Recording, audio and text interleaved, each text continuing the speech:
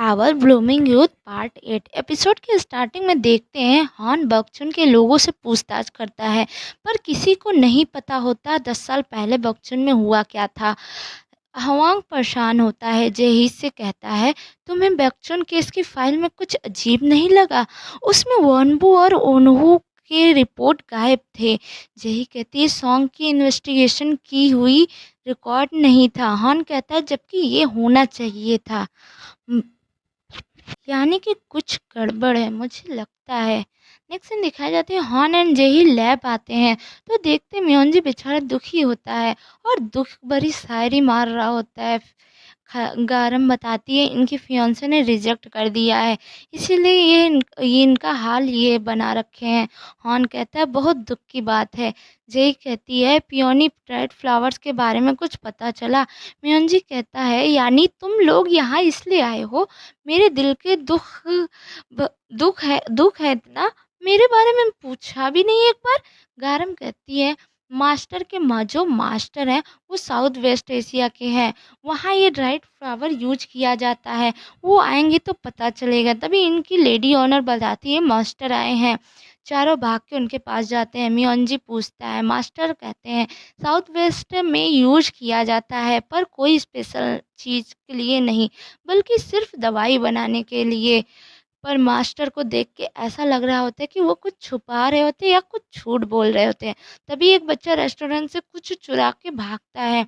इनका ऑनर उसे दौड़ा लेता है। ये चारों भी उनके पीछे जाते हैं। वो बच्चा रास्ते में आ रहे उन्हू के सैनिक से टकरा जाता है, जिसके पास उन्हू का महंगा वॉच होता है, टूट जाता है, जिस पे उन्हों भड़क जाता है, बच्चे को डाँटता है, फिर उसे 100 कोड़े लगाने का हुक्म देता है। पर गारम एंड मियोंजी बच्चे को बचाने लगते हैं, जिससे बहस करने लगते हैं। इनका ऑनर देखता है बच्चे ने सिर्फ रोटी चुराई थी। जब मियोंजी उन्हों को समझाने लगती है, तो उन्हों कहता है, इसने मेरा नुकसान किया है तो ज़िंदगी भर मेरा गुलाम बन के रहे।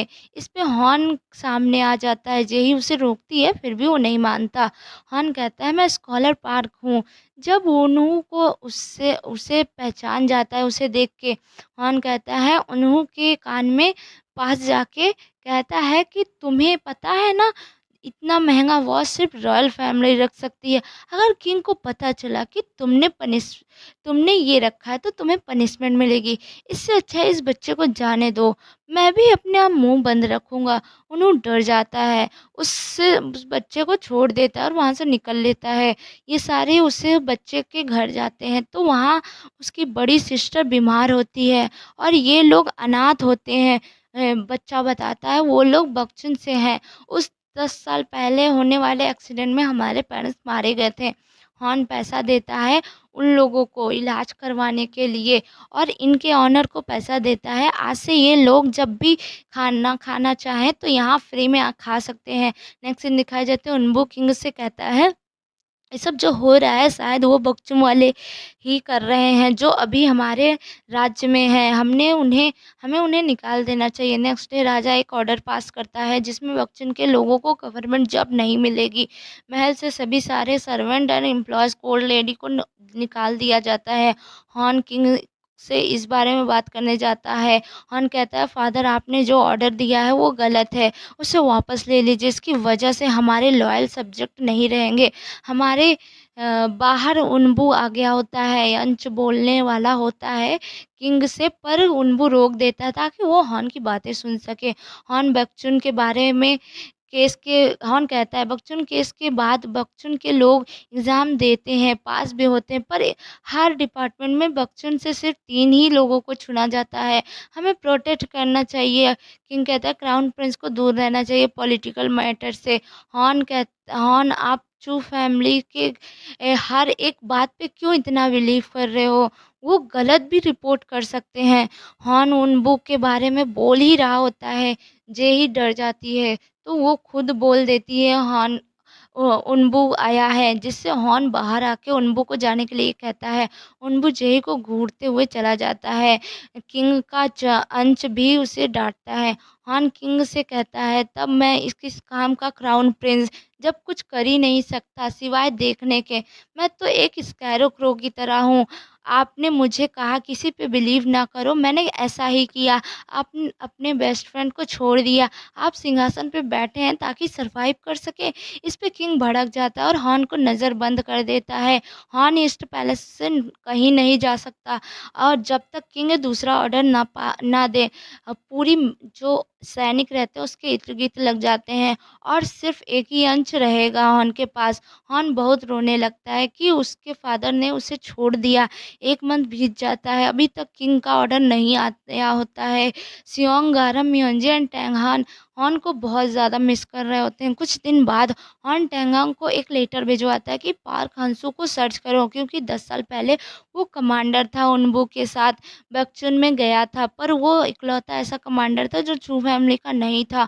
हान जेही के हाथों सियोंग को एक लेटर भिजवाता है, पर उनबू रास्ते में ही जेही को पकड़ लेता है और लेटर मांगने लगता है, पर जेही नहीं देती, जिस पे वो मारने ही वाला होता है जेही को, पर सियोंग आ जाता है टाइम पे और बचा लेता है। सियोंग जेही से कहता है, मैजेस्टी ने जैसा कहा है मैं वैसा करूँगा। जेही हॉन को बताती है उनबू ने उसे कहा है कि वो जानता है कि मैं एस्ली संदोल नहीं हूँ।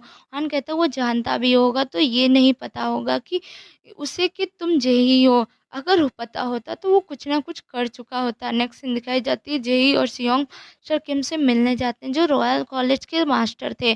सियोंग कहता है मैजेस्टी ने आपकी हेल्प मांगी है ताकि किंग उन्हें नज़रबंद से हटा सके। मास्टर किम कहते हैं पर हाइनेस जानते नहीं क्या मैं चो फैमिली से हूँ, ये ऑर्डर है या फेवर? सियोंग कहते हैं मैजिस्ट्रेट जानते हैं आप उनकी हेल्प करोगे, आप पे वो ट्रस्ट करते हैं। मैंने तो मैसेज डिलीवर कर दिया मैजिस्ट्री का। आप चाहे जो समझे इसका। मास्टर किम मान जाते हैं। अगले दिन मास्टर किम सारे स्कॉलर्स को लेके धरने पे बैठ जाते हैं।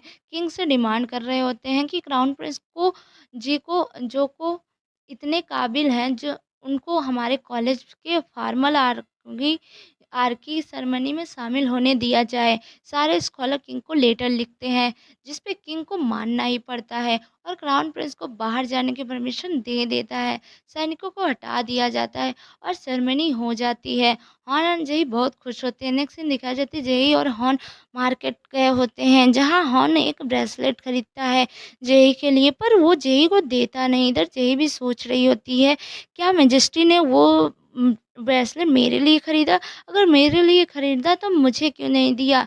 तभी वो सिम का ब्रेसलेट देखने लगती है। जेही पास्ट की चीज़ें सोचती है। उसे याद आ जाता है कि वो मैसेंजर जो गैंगसेok का आया था, टैंगहान था। वो शॉक होती है और हॉन के पास जाती है, तो देखती है हॉन टैंगहांग के साथ होता है। वो हॉन को कहती है, "इस पे बिलीव ना करिए, ये आपको नुकसान पहुँचा सकता है" और टैंगहांग की स्वॉर्ड छीन के उसके गले पे रखती है। हॉन कहता है, "क्या हो गया है? स्वॉर्ड नीचे रखो।" जेही कहती है, "उस दिन गिफ्ट और वो सीक्रेट लेटर जो आपने कभी भेजा ही नहीं, टैंगहॉन ने लेके आया था मेरे घर क्योंकि मैंने इसको खुद अपनी नज़रों से देखा था।" टैंगहॉन जेही से तलवार छीन उसके ऊपर ही तलवार रख करता है। जेही को याद आता है कि उस दिन जिस नकाबपोश ने तीर ताना था मेरे ऊपर वो टैंगहॉन ही था और ये एपिसोड यहीं ख़त्म हो जाता है। आपको ये बताइए ये वीडियो कैसा लग रहा है? और इसमें बहुत सारी सस्पिशियस चीज़ें आप मेरे चैनल